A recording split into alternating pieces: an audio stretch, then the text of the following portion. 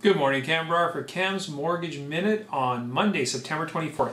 Well, it appears that the risk of a bubble in Canada's housing market appears to be easing, a positive development for the country's bank, according to the Fitch Ratings Agency.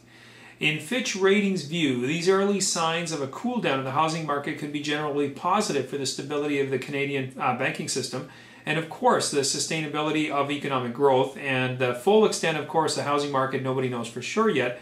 But the initial view from them is that this all appears to be positive.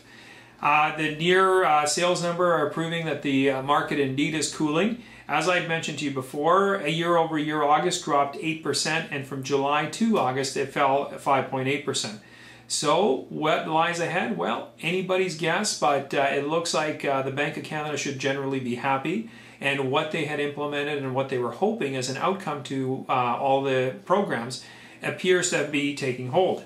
Another interesting thing, a little side note that I ran across, was a little survey that H&R Block did on taxes and the taxman. And it found that most Canadians have paid in cash to avoid the sting of taxes. And according to the survey, many of them don't really feel that bad about it. In fact, the H&R Block Canada found that 84% of those surveyed admitted to paying cash for a product or service to avoid the sales tax.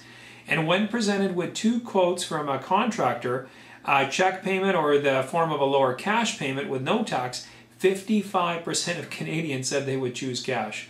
Hey, is it any wonder that we all get tired of paying taxes? Well, it isn't. I mean, we get inundated with taxes every which way we turn.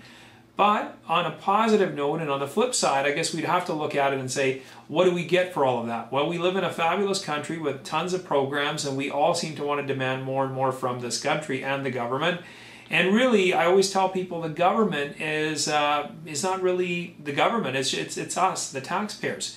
And when you change that language and say, look, I want the government, and instead substitute, I want the taxpayer to give me this and give me this and give me this, maybe some of our demands would ease off and maybe we'd want a little less. But bottom line is, it looks like we all like to avoid those bad guys at CRA, and we just don't want to give them our money.